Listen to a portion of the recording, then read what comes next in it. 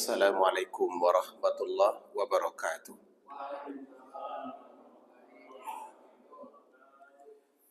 Alhamdulillahi rabbil alamin, wassalatu wassalamu ala ashrafil mursalin wa ala alihi wa sahbihi ajma'in. Rabbi shrah li sadri wa yassir li amri wahlul 'uqdatam min lisani yafqahu qawli. Bersyukur kita kepada Allah Ta'ala pada hari ke-22 bulan suci Ramadan tahun 1446 Hijriah ini, kita masih dalam kondisi baik, sehat. Allah berikan kekuatan iman dan Allah berikan pula kesempatan yang cukup. Mudah-mudahan nikmat-nikmat ini akan mengantarkan kita menjadi orang-orang takwa. Kemudian salawat serta salam kepada Nabi Muhammad sallallahu alaihi wasallam. Allahumma salli ala Sayyidina Muhammad wa ala alihi wa sahbihi ajma'in. Jemaah sekalian yang Allah muliakan, satu siang Abu Talhah suami Ummu Sulaim datang ke masjid dan beliau mendapati Rasulullah dalam kondisi berhalaqah di masjid. Beliau sempat menguping apa yang diucapkan oleh Nabi, bahwa kata Nabi, dia sedang lapar. Dan sahabat-sahabat yang berada di sekeliling beliau pun juga bilang lapar. Maka saat itu Abu Talhah langsung pulang ke rumah dan bertanya kepada istrinya, adakah sesuatu yang bisa kita masak sore ini? Kata Ummu Sulaim, ada, tapi cuman sedikit. Kalau untuk satu porsi cukup. Untuk siapa masakan ini? Kata Abu Talhah, untuk Rasulullah. Beliau bilang beliau lapar dan sampai jam sebegini beliau belum makan juga. Maka mendengar itu Ummu Sulaim pun begitu semangatnya masak, dibuatlah seenak mungkin. Cuman tidak dijelaskan masakannya apa, apakah seblak atau gimana. Selesai masakan itu dimasak oleh beliau, dipanggilnya lah anaknya, Anas bin Malik. Beliau berpesan, panggillah Nabi di masjid, ajak mereka ke rumah, beliau ke rumah untuk makan. Tapi jangan kuat-kuat, karena makanannya sedikit. Di sana orang ramai. Kalau orang lain mendengar nanti nggak enak kita. Maka Anas pun terus berlari ke masjid. Sampai di masjid beliau masih menemukan Rasulullah seperti tadi. Cuman begitu melihat Anas datang, Nabi bertanya dari jauh, wahai Anas, apakah engkau datang kemari mengundang kami makan di rumahmu? Anas jadi bingung, dijawab iya, ketahuan nanti oleh orang lain. Dijawab tidak, memang tujuannya untuk mengundang Nabi. Akhirnya karena tak punya pilihan, Anas pun mengatakan, iya ya Rasulullah, ibu saya mengundang Rasulullah untuk makan di rumah saya. Kata Nabi kepada sahabat-sahabatnya, wahai sahabat-sahabatku, mari kita berdiri, Ibu Anas mengundang kita. Maka berdirilah Rasulullah dan orang-orang yang berada di sekitarnya. Orang yang berada di dalam masjid, yang kebetulan juga belum makan, nengok. Mau kemana? Yang berdiri bilang, kami diundang untuk makan di rumah Anas. Boleh kami ikut?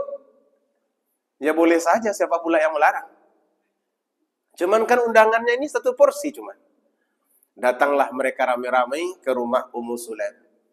Begitu sampai di rumah Ummu Sulaim, beliau yang sedang sibuk memasak di dapur, nengok keluar, berubah wajahnya. Karena beliau tidak menduga yang diundang satu, yang datang satu RT. Begitu Nabi melihat wajah Ummu Sulaim berubah, beliau tahu apa yang terjadi. Bahwa nampak kekhawatiran kalau makanan ini tidak cukup. Dan jelas tidak akan cukup. Karena yang beliau masakkan itu cuma untuk Nabi saja. Menyadari hal itu, Nabi bilang kepada yang hadir, kalian tunggu di luar, biar aku duluan yang masuk. Sampai di dalam rumah, Nabi bertanya, mana masakan yang tadi dibuat? Yang katanya mau kami diundang untuk memakannya. Bawa kemari. Dibawakanlah makanan itu dan diletakkan di depan Nabi. Kata Rasulullah, panggil satu-satu orang yang di luar itu masuk. Nggak boleh rame-rame, satu-satu. Dan Nabi yang memegang, apa namanya ini? Sendoknya Nabi yang nyendok. Mereka cuman memegang piringnya saja. Masuk satu, disendokkan keluar. Masuk lagi, sendok keluar.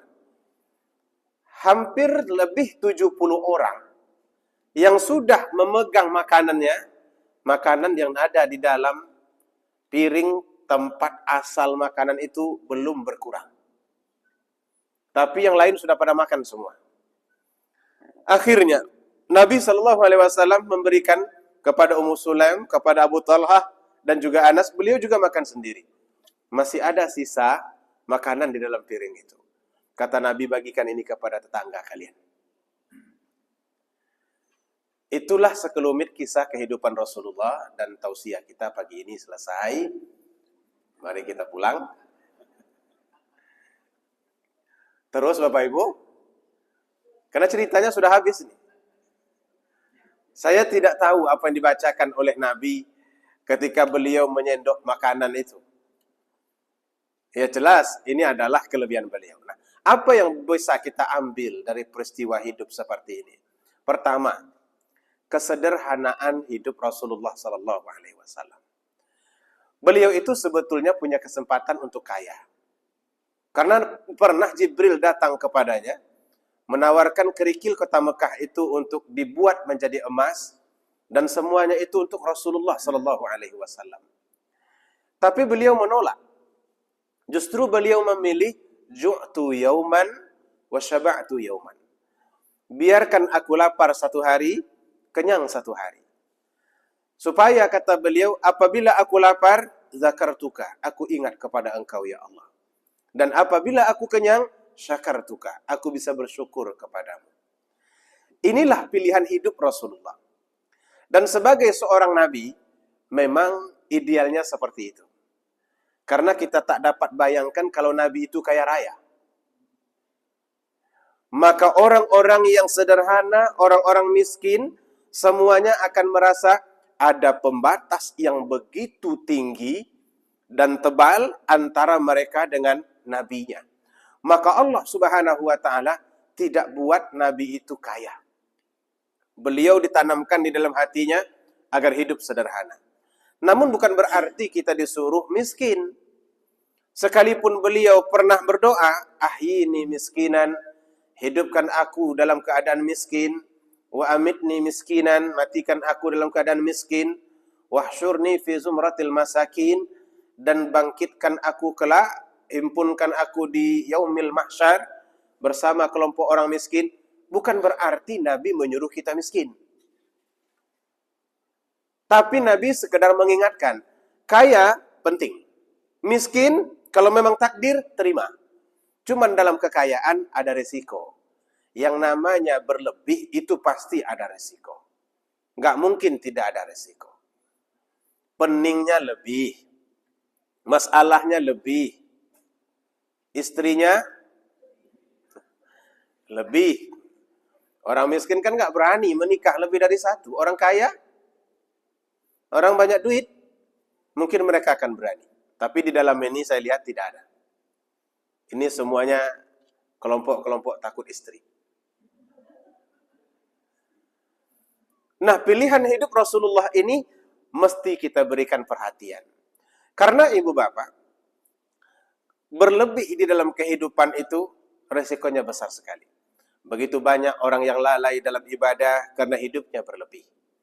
Begitu banyak orang yang berubah menjadi angkuh karena kehidupannya berlebih. Melihat diri berprestasi seolah-olah hidup ini kita yang punya. Padahal tidak ada satupun yang kita miliki sifatnya abadi dan milik pribadi. Semuanya adalah titipan belaka. Pada saatnya dia akan terlepas satu demi satu. Dimulai dari menuanya badan. Kemudian hilangnya minat untuk hal-hal yang bersifat duniawi. Kalau kita sudah tua, kaya pun, kita tidak mau lagi sesuatu yang enak-enak, yang indah-indah, yang wah-wah. Kalau boleh pakai baju itu, biar baju kaos lama, yang kerahnya sudah berkelok-kelok, seperti kilo 9. Kalau pakai baju, kemeja yang lama. Kain sarung yang lama. Kalau kita sudah tua, pasti akan sampai kita pada tahap seperti itu. Meskipun harta kita banyak. Atau Allah akan memberikan batasan. Tak bisa kita konsumsi. Meskipun kita bisa membeli. Saya pernah melihat seorang bapak dulu ketika berada di Malaysia. Waktu itu hari raya Idul Fitri. Saya masih berada di sana bersama istri. Jadi kami makanlah di bawah Menara Kembar itu ibu bapak. Karena di situ tempat wisata. Ketika makan siang itu, ada seorang bapak tak jauh dari meja layan diri itu. Kalau di sana kan layan diri namanya. Ambil sendiri nanti dihitung. Dari suapnya itu kelihatan enak betul. Saya merasa penasaran, apa sih lauk bapak itu kok kayaknya enak kali makannya. Padahal yang di depan ini semuanya biasa. Ayam, ikan, ayam perci, ikan, biasa semuanya seperti itu. Maka saya pun akhirnya mencari ide untuk menengok makanan bapak itu apa. Setelah makanan saya ditaruh, saya pergi ke kamar mandi, lewat di dekat meja dia. Tengoklah makanannya. Ternyata cuma sayur brokoli. Padahal, kalau dilihat dari gaya dan postur tubuh, itu orang kaya itu. Kan biasanya kita bisa melihat ibu bapak. Ini orangnya orang kaya, ini orang miskin. Nampak di gayanya itu kaya. Kalau saya ini, ngomong kaya sekalipun orang nggak percaya. Karena wajahnya wajah miskin. Dia kelihatan bahwa dia itu orang kaya. Tapi dalam makan pun, dia cuma bisa menikmati brokoli. Dalam hati kalau begitu biarlah saya seperti ini, tapi masih bisa makan ayam kota, ayam kampung, dan ayam-ayam yang lainnya. Hanya begitulah nikmat Allah itu perlahan-lahan akan kita tinggalkan. Sekarang ini kalau kita berbuka puasa, apakah sama seperti waktu bujang-bujang dulu? Tidak, porsi kita sangat sedikit. Sangat sedikit. Kemudian kita ambil nanti kurma 3 biji, rasanya itu cukup. Padahal dulu, jangankan kurma, durian 3 biji pun tak cukup. Sekarang, kurma 3 biji itu cukup. Pergi sholat, balik, paling cuma ngemil-ngemil sedikit, selesai. Inilah bukti bahwa kehidupan ini tidak abadi, kehidupan ini cuma titipan, kehidupan ini sifatnya sementara, kullu man 'alaiha fan. Semua yang ada di muka bumi ini pasti akan selesai. Nah, Nabi kita tidak ingin kita terlalu terpaku kepada jumlah. Hingga ketika beliau memperlihatkan bahwa kehidupan sederhana menjadi pilihan, beliau mengingatkan agar seimbang kehidupan antara kehidupan bersemangat dunia dengan kehidupan yang berkaitan dengan akhirat. Maka ada ungkapan, bekerjalah engkau untuk urusan duniamu, seolah-olah engkau akan hidup selamanya. Gigih, luar biasa. Ini dibuat, itu dibuat. Semuanya dibuat. Boleh, tidak ada masalah. فَإِذَا فَرَغْتَ فَانْصَبْ وَإِلَى رَبِّكَ فَارْغَبْ. Tapi saat sudah mesti kembali kepada Allah Ta'ala, baliklah kepada Allah. Jangan terus dikejar. Kalau dikejar-kejar, nggak selesai-selesai. Kira-kira berapa banyak dunia ini yang perlu dikejar? Kira-kira berapa banyak dunia ini yang perlu dikejar? Pak Haji tadi sahur? Sahur, Pak. Berapa banyak, Pak? Sekedar, coba bayangkan nggak apa itu? Sekedar, hanya sekedar ngambil barokah. Itulah hidup. Lambat laun itu akan terus berkurang. Dan pada saatnya nanti tinggal minum air putih saja lagi. Ya kan, Pak? Dan akhirnya dunia ini akan kita tinggalkan. Nah, ini pelajaran pertama dari kisah Rasulullah itu, betapa sederhananya kehidupan beliau. Beliau tidak wah-wah, tapi beliau pilih untuk lebih sederhana.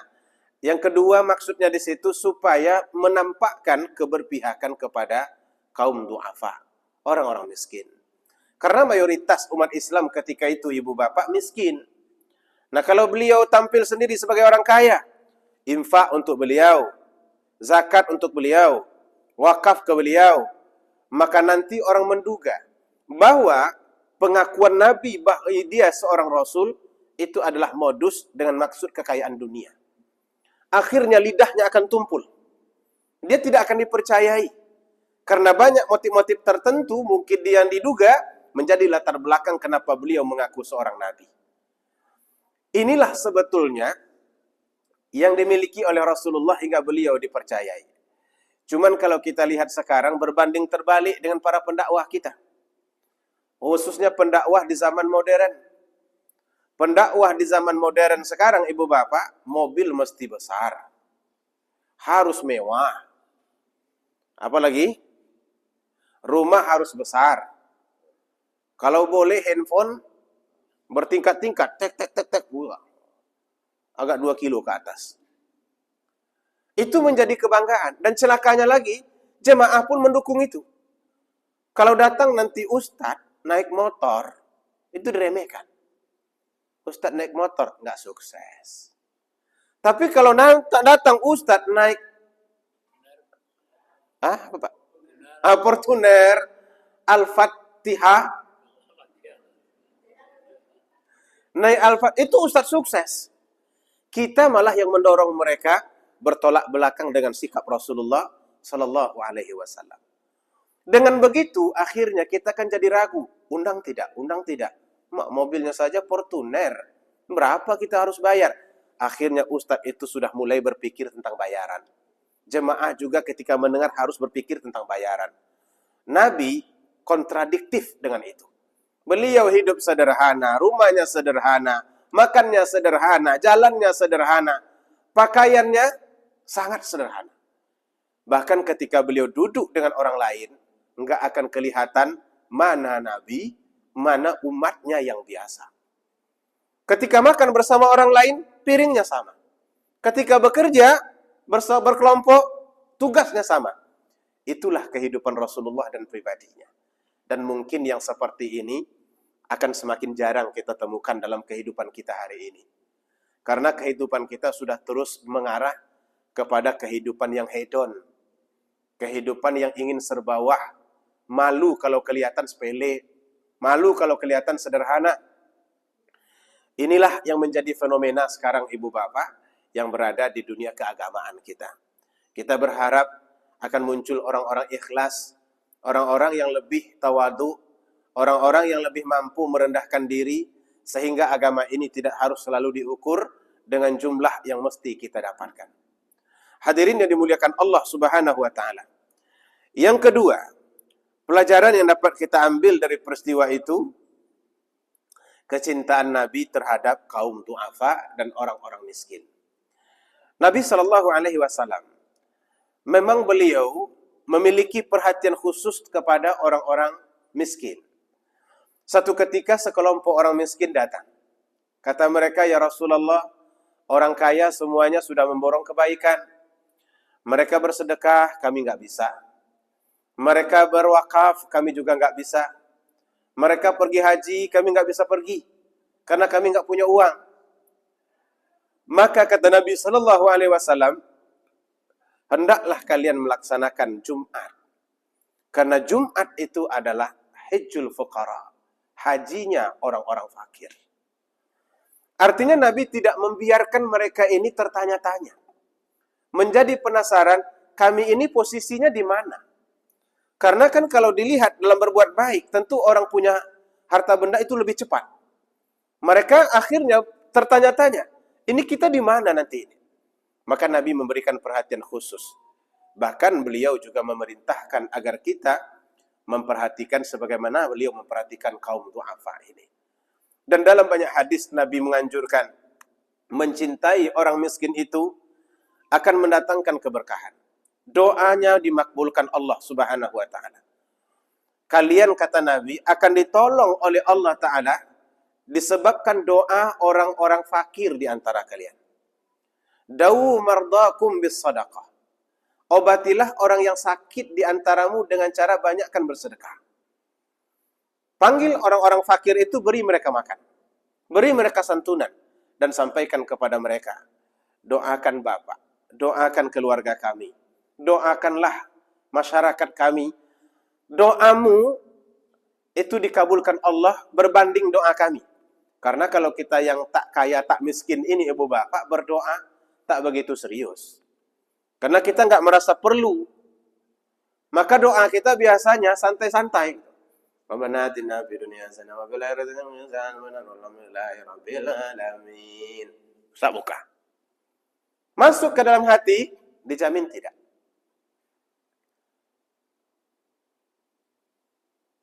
Halo, halo? Masih ada? Kok heningnya lain? Lagi? Oh, diresapi.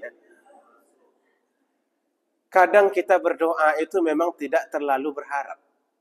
Nggak sadar dan nggak terasa oleh kita apa sebetulnya yang kita inginkan dari doa itu. Berbeda dengan orang miskin. Orang-orang fakir itu ibu bapak, kalau berdoa diikuti oleh hati, jiwa mereka juga. Tak jarang mereka meneteskan air mata ketika mereka meminta kepada Allah Subhanahu wa taala. Saya senang berdakwah ini ketika jemaahnya serius, jemaahnya mengikuti alur yang kita bawa. Ketika kita tersenyum mereka ikut, ketika kita tertawa mereka juga ikut, matanya melotot, nggak ngantuk, itu kita senang. Tapi saya tidak lebih senang daripada menatap mata orang fakir ketika kita memberi, lalu mata itu berair.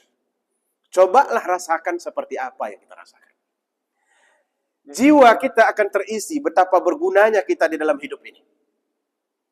Dan setiap mereka menerima apapun dari kita, doanya kadang-kadang lebih banyak daripada yang kita beri. Yang kita beri cuma 2.000, doanya 3.000.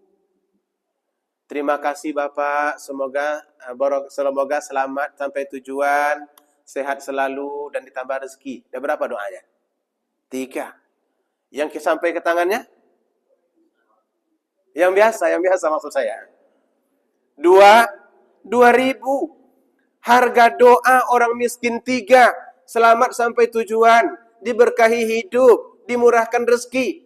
Harganya cuma 2.000. Cari di pasar itu. Sesuatu yang berharga 2.000. Tenteng dia, perhatikan. Inilah cuman yang layak untuk 2.000 itu. Tapi kita berpikir itu sudah cukup banyak bagi mereka yang fakir. Padahal kalau Allah kabulkan doa mereka, melimpah nikmat akan Allah berikan kepada kita.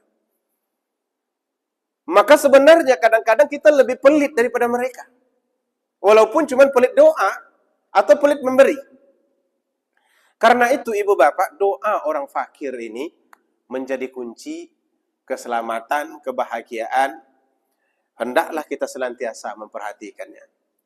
Rasulullah SAW tak pernah berhenti menganjurkan hal itu. Bahkan dalam sebuah hadis beliau berikan motivasi kepada orang-orang yang miskin di antara beliau, bahwa orang miskin itu kelak akan masuk surga lebih duluan daripada orang kaya 500 tahun.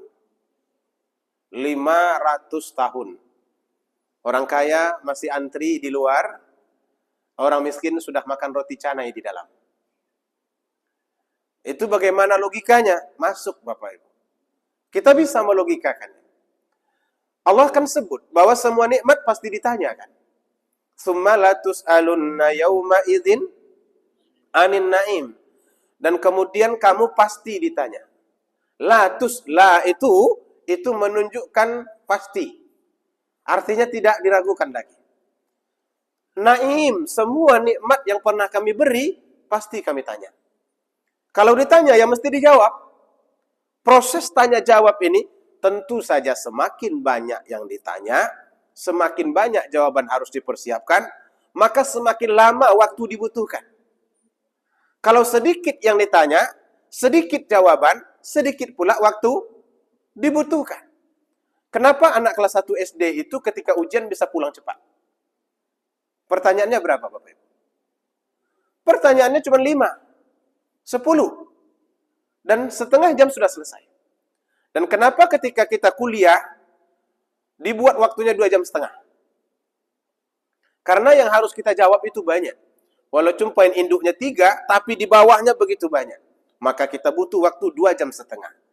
Orang yang diberikan nikmat banyak, maka pasti ditanya juga banyak. Mobilnya banyak, rumahnya banyak, orang rumahnya banyak, sawitnya banyak. Ditanya satu-satu oleh Allah Ta'ala, mobil pertama dibeli dari apa? Itu dulu ya Allah, jula-jula itu. Ditambah dengan cincin kawin istri yang diambil. Apakah engkau berjanji akan mengembalikan cincin itu? Iya. Dipanggil itu istri. Udah dibalikkannya? Belum. Balikkan sekarang. Itu hak dia. Maka suami nanti akan bermasalah ini gara-gara cincin kawin itu. Entahlah kalau nanti istri bilang, aku ridhoi ya Allah daripada dia masuk penjara, masuk penjara. Daripada dia masuk neraka, aku masih sayang sama dia, ingin masuk surga bersama. Nah, boleh jadi Allah akan memberikan pertimbangan. Tapi hutang akan tetap. Maka bagi orang yang memakai cincin kawin istrinya, balikkan sebelum meninggal dunia. Daripada dicari di akhirat, tak ada nirwana di sana untuk beli cincin kawin. Mobil pertama ditanya. Selesai mobil pertama, mobil kedua, ketiga, keempat, dan seterusnya. Rumah begitu juga. Nah, yang paling parah itu kalau orang rumah kita lebih dari satu. Itu bahaya itu. Karena Allah menyebutkan di dalam Al-Quran, sudah diwanti-wantinya. Fankihu ma taba lakum minan nisa. Kau boleh saja menikah lebih dari satu, enggak kularang, kata Allah Ta'ala. Silakanlah, satu boleh, dua boleh, tiga boleh. Tapi dengan syarat. Anta'dilu, hendaklah engkau mampu berlaku adil. Inilah nanti yang dipertanyakan. Dipanggil semua istri, 1, 2, 3. Istri yang pertama bingung, kok bisa banyak kami ini? Perasaan di dunia cuma dulu 1. Rupanya tidak dikasih tahunya istrinya. Ada 4 rupanya. Nah, di situ akan dipertanyakan, adil apa tidak? Kata istri pertama, karena aku yang pertama mendampinginya, tidak adil. Begitu dia menikah kali kedua, belanjaku berkurang secara drastis. Maka di situ kita akan sulit sekali untuk melepaskan diri. Karena tidak ada hakim yang bisa disogok. Tidak ada jaksa yang bisa dipermainkan. Satu-satunya sang pemilik hukum ketika itu hanyalah Allah. Maliki yaumiddin. Dia yang menguasai hari pembalasan. Nah, akhirnya orang-orang yang diberikan banyak nikmat ini lama ditanya. Di sebelah ada orang yang nikmatnya sedikit. Istrinya 1, sejak menikah itu saja. Sampai keriput-keriput dan mati. Enggak tukar-tukar. Itu pun matinya kepengen sama-sama pula matinya. Saking setianya. Istri berapa? 1 cuman ya Allah. Yang mana? Yang keriput itu. Itulah yang dipakai sampai selesai. Adil, kalau adil kan mesti ada pembanding. Kalau cuma 1, pasti adil. Tidak ada tidak adil. Kendaraan, motor ya Allah. Legenda tahun 1991. Pajaknya dibayar apa tidak? Pemerintah enggak lagi minta bayaran karena sudah terlalu tua. Udahlah Pak, pakai saja. Yang lain-lain, kelapa sawit tidak ada. Ruko tidak ada. Dan yang lain-lain tidak ada. Selesai. Kalau begitu masuklah. Masuk dia ke surga. Sementara orang yang banyak nikmat masih dipertanyakan di luar, baca interogasinya yang disebutkan, dan dihadirkan semua orang-orang yang pernah hidup bersamanya. Ada istrinya 4, ada harta bendanya banyak. Orang susah, orang-orang miskin itu sudah makan canai kuansing di dalam Bapak Ibu. Sekarang kalau saya boleh tanya, mau kaya, mau miskin?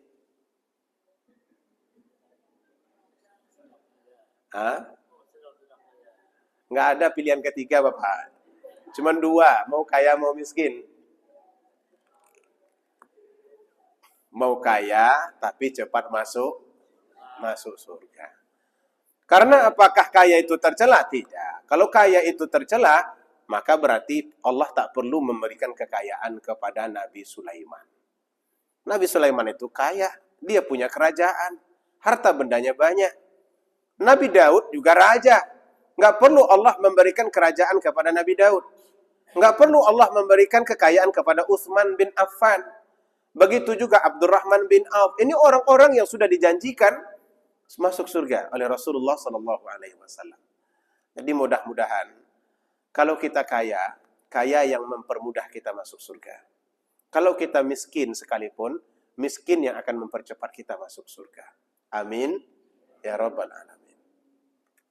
Udah selesai Bapak Ibu? Ngantuk? Berapa lagi?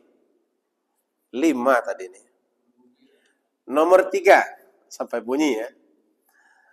Peristiwa itu menunjukkan kebenaran kerasulan Nabi Muhammad sallallahu alaihi wasallam. Kenapa bisa beliau membuat seperti itu? Makanan yang sedikit berubah menjadi banyak, bahkan cukup untuk orang yang ramai hadir. Karena itu adalah mukjizat. Yang namanya mukjizat ini merupakan bekal yang dimiliki oleh para rasul dalam berdakwah, karena mereka menghadapi tantangan, penolakan, dan pertanyaan-pertanyaan yang begitu banyak, keluhan. Allah berikan bekal-bekal seperti ini kepada para rasulnya, agar beliau bisa memberikan jawaban kepada umatnya saat beliau terdesak. Ketika beliau ditanya, maka selalunya mukjizat inilah yang akan memberikan solusi. Karena ia mukjizat, maka ia tidak bisa dicontoh, Bapak Ibu. Nggak bisa ditiru. Kalau kita tiru, walaupun kita tahu, mungkin bacaan teksnya ada, tapi kita tidak bisa meniru, sebab kita bukan seorang rasul. Nabi Ibrahim tidak bisa dibakar api. Ada bacaannya dalam Al-Quran? Ada.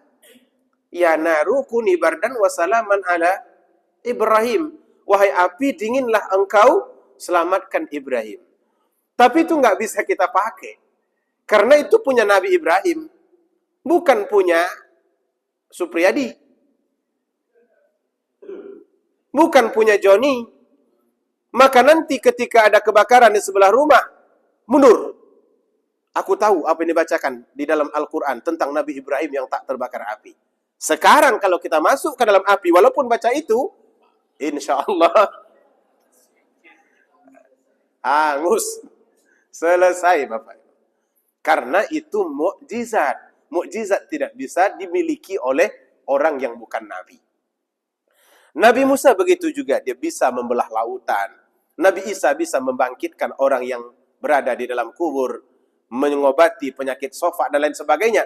Sedangkan Nabi Muhammad, salah satu mukjizatnya, dia bisa menyendok. Dan kemudian makanan yang sedikit itu menjadi banyak. Sayangnya Nabi tidak mengajarkan apa-apa terkait dengan itu. Cuman khawatir juga.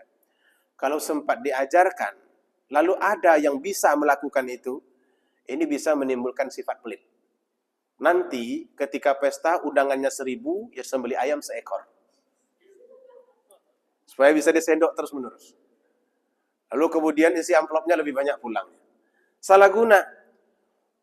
Maka oleh karena itu, ini menunjukkan kebenaran bahwa beliau itu betul seorang rasul. Sebab tak seorang lain yang bukan rasul nggak bisa melakukan itu. Bagaimana kalau ada orang biasa yang bisa membuat sesuatu yang aneh, Ustaz?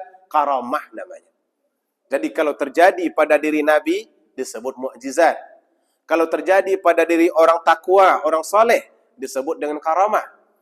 Nah kalau terjadi pada orang-orang seperti kita, takwa tidak, durhaka pun tidak, sholatnya ada, semangatnya ada, tapi enggak juga lebih-lebih.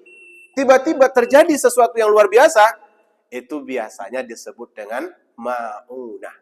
Ma'unah itu pertolongan Allah. Maka pertolongan Allah itu nggak bisa kita ulang. Kalau kita ulang, nggak pertolongan namanya. Itu kita buat, itu sihir itu. Maka ibu bapak, kalau ada kita melihat orang bisa melakukan sesuatu yang luar biasa dan bisa diulangnya, yakinlah itu sihir. Berarti dituntut itu. Kalau dituntut, dia bekerja sama bukan dengan malaikat, tapi bekerja sama dengan jin, setan.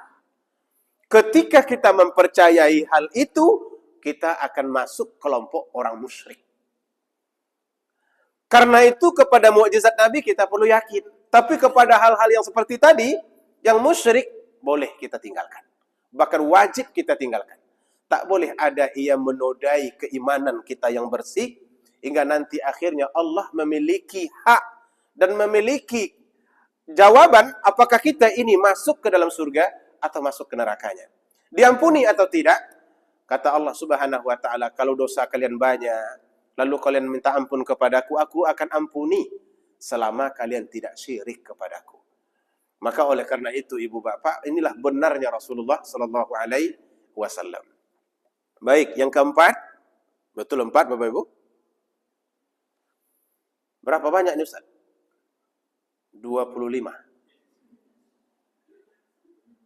Yang keempat, makanan terbaik itu adalah makanan yang dimakan oleh orang banyak.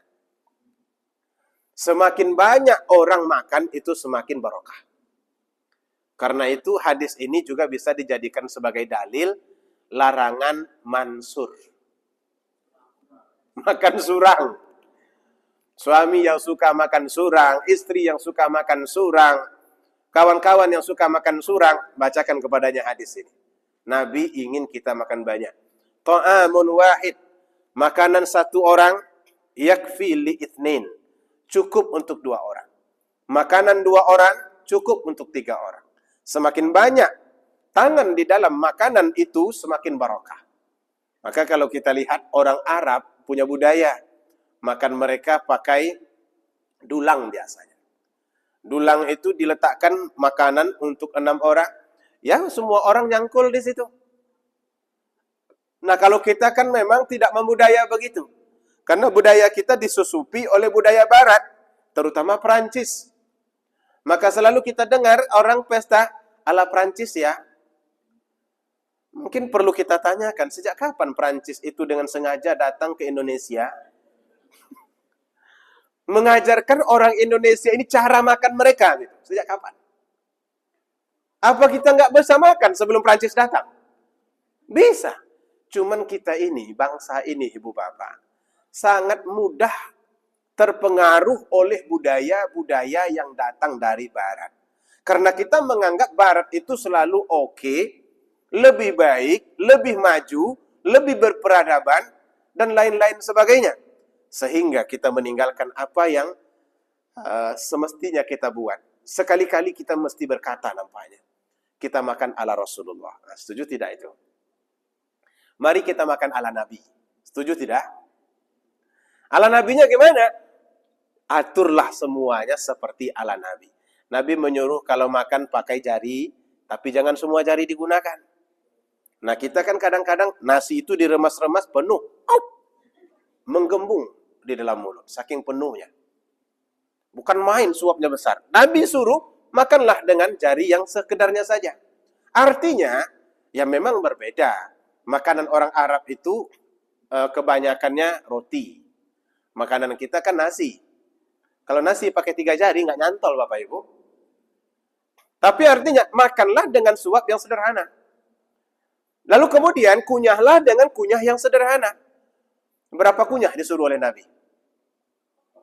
33. Ternyata dalam dunia kedokteran, hari ini itu ditemukan, ketika kita mengunyah 33, kontraksi usus kita itu dalam mengolah makanan itu akan lebih mudah.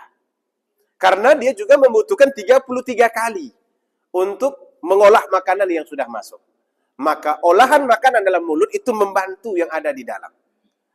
Bayangkan saja kalau setiap masuk telan, maka kerjanya nanti di sini semua. Kalau kerjanya di dalam perut, ia akan membuat khusus lambung kita harus bekerja keras. Yang namanya bekerja keras lama-lama capek Bapak Ibu. Kalau lambung sudah capek, apa yang terjadi? Diam dia. Kalau sudah diam, ngonggok makanan di situ. Kalau sudah ngonggok makanan, usus buntu. Begitu hebatnya Rasulullah sallallahu alaihi wasallam sampai beliau bisa menyebutkan 33 kali itu. Nah, makanan yang beginilah yang berkah. Banyakkan tangan di dalam. Hanya di tempat kita kan tidak lazim. Makan dengan berjamaah di dalam piring bersama, karena makanan kita sebagian pakai kuah. Sudahlah makannya soto, nanti ada ayam di situ, semua tangan masuk di situ. Baru pula digarukkan ke kepala yang ketombenya banyak. bercucuran keringat. Artinya, ada perintah untuk makan berjamaah, di situ juga ada isyarat menjaga kebersihan. Jaga kebersihan kuku dan lain sebagainya. Nah, barokah makanan seperti itu. Saya boleh geser sedikit ke pesta. Pesta terbaik, makanan walimah yang paling barokah adalah makanan walimah yang paling banyak dimakan oleh orang miskin.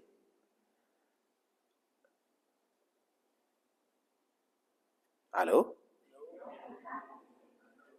Makanan yang paling dibanyak oleh orang miskin. Nah, ini kan bertentangan dengan kita. Kita sebelum pesta itu sudah hitung-hitungan siapa saja yang akan diundang. Sebulan. Ini prediksi apa yang kita pakai? Dia bawa amplop masalahnya. Nanti amplopnya berapa? Maka kalau kita mengeluarkan 25 juta, minimal amplop ini nanti bisa menutupi 25 juta itu. Begitu apa tidak, Bapak Ibu? Atau saya salah ini? Betul kata. Ini sudah ada saksi. Enggak semuanya juga, Pak. Tapi rata-rata begitu. Diundang orang kaya, kalau bisa orang kaya datang semuanya. Orang miskin jarang sekali ikut serta. Apalagi itu tidak bagian dari keluarga kita. Sekalipun dia hidup bermasyarakat dengan kita, tapi mereka datang itu sungkan. Karena melihat suasana yang berbeda, dengan pakaian yang berbeda, cara tampilan yang berbeda, ditambah lagi nggak ada undangan khusus. Aku pesta nanti ya, datang ya, begitu saja. Tapi ke tempat orang-orang yang mungkin ekonominya berlebih, atau mungkin kita katakanlah tidak miskin, ada undangan khusus. Ada yang bahkan membedakan undangan orang-orang hebat, warnanya merah. Undangan orang-orang yang tak hebat, warnanya kuning. Berbeda undangannya. Kalau seperti itu kita terapkan dalam hidup, murkah Allah dengan kita. Kenapa mesti engkau bedakan? Nggak ada perbedaan manusia itu di hadapan Allah, kecuali dengan takwanya. Orang kaya itu kalau dibawa makan ibu bapak, ogah-ogahan dia makan. Karena dia sering makan itu. Tapi orang miskin, sekali-kali dia dapat itu, begitu lahapnya makan, itulah makanan yang barokah itu. Maka nanti kalau pesta, saran saya, perbanyak undang orang miskin. Setuju tidak? Kalau nggak tahu orang miskinnya di mana, datang ke Basnas. Basnas, Pak, Badan Amil Zakat Nasional. Lengkap datanya, kami memiliki 484.000 orang miskin. Silakan Bapak Ibu order, mau berapa, kami siap mendatangkannya. Kalau 448.000 kan satu kota tuh, Pak. Baik, kemudian yang ke-5, dan ini yang terakhir, hikmah di balik kisah tadi tentang imannya Ummu Sulaim. Ummu Sulaim ini menarik. Dia ini sebetulnya janda. Suaminya sudah meninggal, tapi masih cantik. Janda anak satu lah. Kalau janda anak satu itu kan masih 11-12 dengan gadis. Iya. Yang agak-agak apa itu kan kalau janda 71 gitu. Kalau janda 71 itu sudah terlalu tua. Dia janda beranak satu. Jadi masih gadis. Cantik pula. Ya, walaupun saya belum pernah bertemu dengan beliau. Tapi cantiknya itu memang diceritakan dalam sejarah. Bahwa beliau diminati oleh banyak orang. Hanya ketika beliau diminati oleh Abu Talha. Abu Talha ini waktu itu masih musyrik. Dia belum masuk Islam. Karena kebetulan Abu Talha ini orang yang berada, beliau menawarkan mahar kepada Ummu Sulaim dengan sebutan-sebutan yang begitu besar. Kebun, ada emas dan perak. Kalau engkau mau jadi istriku, kebun itu ambil. Kebun kelapa sawit, umpamanya. Kalau ada di zaman Nabi, terkenyataannya tidak. Ada emas dan perak, ladang, macam-macam yang ditawarkannya. Apa kata Ummu Sulaim? Aku tidak butuh dengan semua hartamu itu. Kalau engkau mau melamarku, engkau cukup satu saja. Ucapkanlah asyhadu an la ilaha illallah wa asyhadu anna Muhammad Rasulullah. Ambil semua hartamu itu dan datanglah ke rumahku. Akhirnya Abu Talha masuk Islam dan dia menikahi Ummu Sulaim hanya dengan kalimat asyhadu alla ilaha illallah. Sampai berita itu kepada Nabi, maka Nabi menyebutkan, begitu mengagumkan mahar orang yang paling mulia, yaitu Ummu Sulaim hanya dengan masuk Islamnya calon suaminya. Ini kan menunjukkan bahwa beliau tidak materialistik sama sekali. Tapi jiwa juangnya itu memang hidup terus dan tumbuh. Bahkan beliau ikut berperang bersama Nabi karena untuk menegakkan agama ini. Akhirnya dia menikah. Yang tadi datang ke masjid itu suaminya yang kedua, Abu Talha. Dialah yang menyampaikan Nabi lapar di masjid, sahabatnya lapar, maka dibuatnya masakan. Anas itu bukan anak Abu Talha. Malik nama ayahnya. Yang kebetulan sudah meninggal dunia sebelumnya, maka namanya tetap Anas bin Malik. Dalam agama kita, anak kalau kita angkat, tidak boleh membinkannya ke kita. Dia tetap bin bapaknya. Kalau kita tahu bapaknya. Kalau tidak, fa ikhwanukum fiddin. Kadang kan kita nggak mau anak itu setelah diangkat, jangan sampai orang tuanya dia tahu orang tuanya. Nanti dia balik ke orang tuanya. Nggak boleh. Haram hukumnya. Maka nanti kalau kita ngangkat anak, namanya siapa ini? Taruhlah Joni, misalkan. Atau tahu kita ayahnya. Jangan binkan ke kita. Joni bin siapa, Pak? Bin Ahmad. Joni bin Ahmad, walaupun kita nama Supriyadi.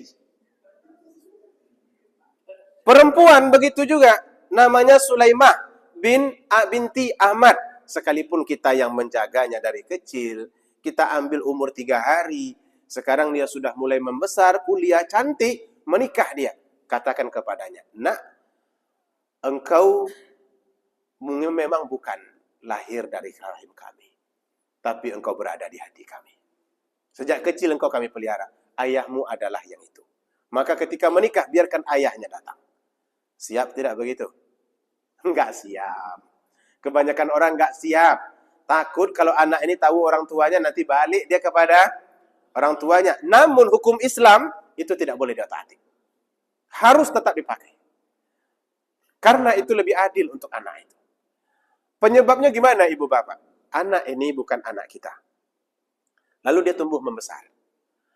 Nanti ketika masalah muncul dalam harta warisan. Apakah anak ini dapat atau tidak?